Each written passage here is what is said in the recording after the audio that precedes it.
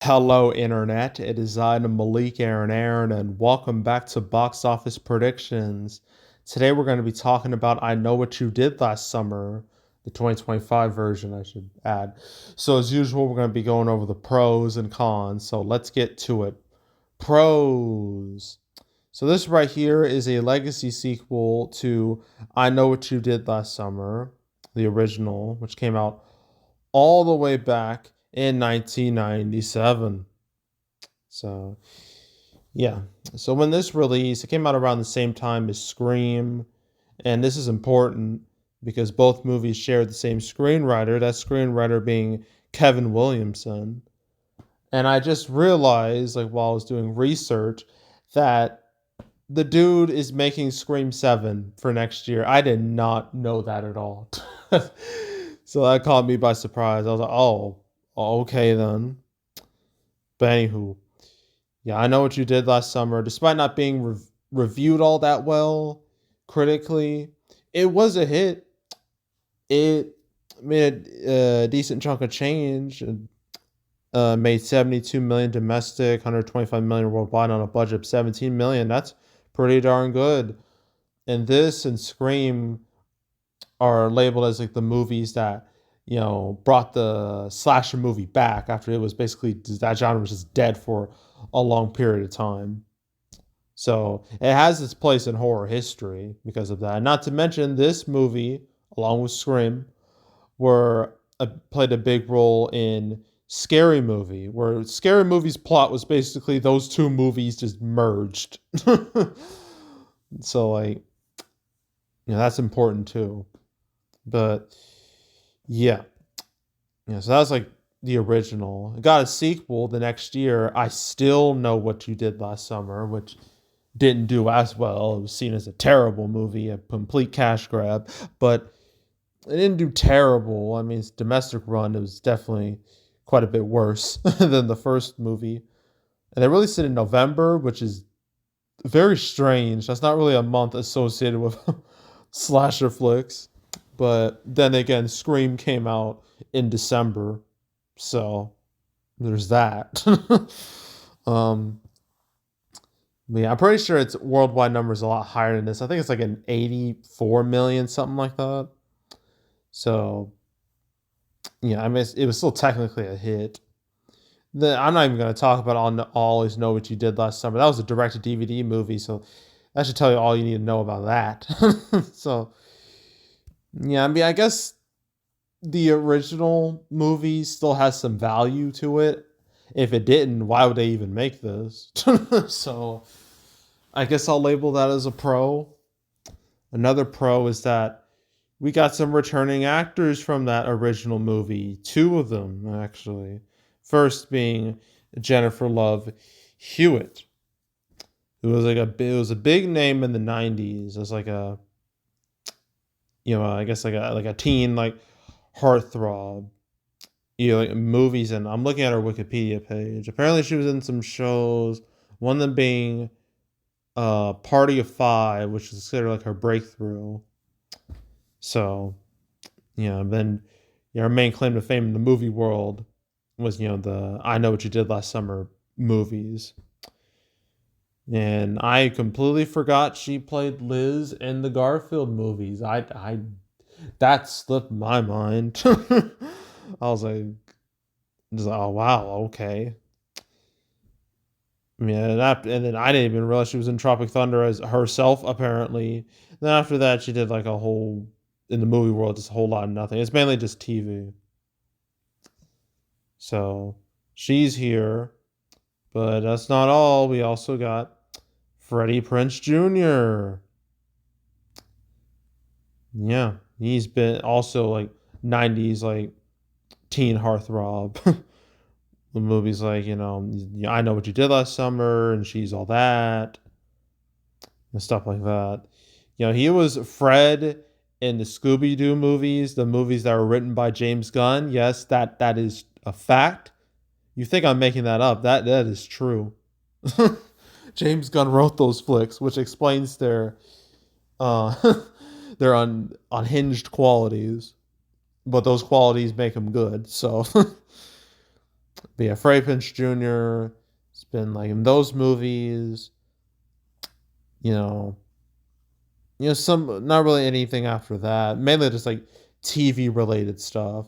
Oh yeah, and he wrote for WWE for a little while. He's part of their creative team for a bit, I should add. But yeah, people know who Freddie Prinze Jr. is. So yeah, I mean having like Jennifer Love Hewitt and Freddie Prinze Jr.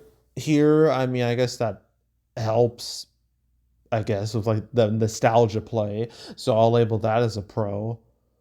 Another pro is that in terms of direct competition, I mean, we're not gonna have another horror movie in the market until Weapons, and that doesn't come out till like August. So this movie has time to play out. So, but Megan 2.0, that movie's dead. So I guess that's a pro. And I think that's it with pros. I can't think of anything else. So this preview numbers, I mean, 2.2 million. That's not great, but it could be worse. I mean, it's better than Megan 2.0. So it's got that going for it. But it's nowhere near, say, like Final Destination Bloodlines or like even 28 years later, both of which open with like what 5 million plus in previews. So yeah, it's preview numbers. I'll label those as like middle ground. Not a pro, but it's not a con either. Now, time for actual cons. Quality wise, this movie's not good. I don't know anyone who expected it to be good because none of the I Know What You Did Last Summer movies are considered to be great flicks. And this continues that trend. It has a 39% critic score, a 68% audience score, which is quite low. I mean, I know Eddington is about the same, but for that movie, it makes sense. But this is just like a normal ass horror movie. So for a score to be that low, that doesn't bode well at all. And its cinema score is a C plus, which is pretty typical for a horror movie. Nothing really to say about that. But yeah, word of mouth is just not good across the board. It's just not. So I'll label that as a con. Another con is just the fact that no one really asked for this movie to exist. I mean, it's not like the I Know What You Did Last Summer. It's not like that movie's beloved by all. Like, even though it came out the same time as Scream, it is nowhere near as popular or as well known or as iconic as Scream. Because Scream, you have Ghostface. You go to a person, you show them a Ghostface mask, like, you know where this is from? They're gonna say Scream. Because Ghostface is instantly recognizable. No one knows who the hell this Hook man is. Like, he never became like a true horror icon in the same way as Ghostface or Jason or Michael Myers or Leatherface, not on the same level.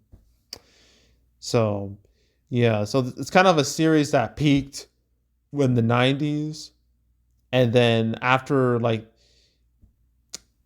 I think it was like after like a Scary Movie where it was parodying that, it just like completely fell off the face of the earth. So yeah, just the fact that they're like, you know what, let's make a new one now. People will care. Like, no, seemed like a bad choice. And I try to pull like a Scream 5, and it's not working. So yeah, yeah. So just the lack of hype and demand for a movie like this, I'll label that as a con. And another con is that even though there's no direct competition for a while, you still got Fantastic Four to deal with. That movie's expected to have a big opening, and what that results in is that a bunch of these movies get crushed. So yeah, that's gonna be a problem. So label that as a con. And I think that's really it. There's not a whole lot I can say about this movie. But yeah, opening weekend, this is projected to hit, I think, like 13 to 15 million. So literally on par with the movies from the 90s. Keep in mind, like, with ticket prices, inflation, and all that, it looks a whole lot worse. So yeah, and it's total. I'm gonna say 30 million or below. I don't expect this to have legs at all. I think it's gonna be forgotten about this very quickly. And honestly, for all you slasher fans out there, just wait for Scream 7. I feel like that would be the better choice than watching this. That's what I would say. But then I haven't seen this movie. I have zero plans on ever watching this movie. And from what I heard, yeah, that's not going to change. So, yeah. Yeah, it's just like an unnecessary cash grab. Just like the next movie I'm going to be talking about, Smurfs. Ooh, I'm jazzed. I'm ready to go when it comes to talking shit about that movie because one, it looks awful. Two, just the reviews for it and just all the talk surrounding it. I'm ready to talk about a really bad movie on this channel. It's been a while. I feel like the last time I really did that was, I think, Craven. If not Craven, it was Snow White. But like Snow White was just like a lot of ickiness surrounding that. Just ugh. Smurfs is just more like poking fun at a shit movie. So yeah, I'm very much looking forward to talking about that Smurfs movie. So yeah, that'll be next. That'll be the next video I make this weekend. So stay tuned for that.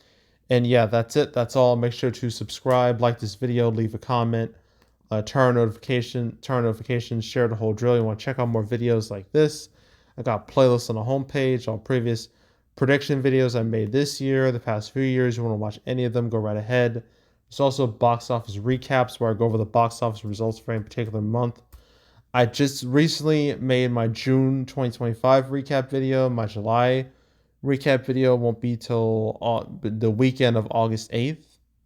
So stay tuned for that as well. But if you want to watch any of the past recap videos I made on the channel, you can go right ahead. There's also the canceled series where I went over all the movies that were supposed to come out but didn't. I did talk about I Know What You Did Last Summer, the 2025 movie. Talked about it once. It was episode 247.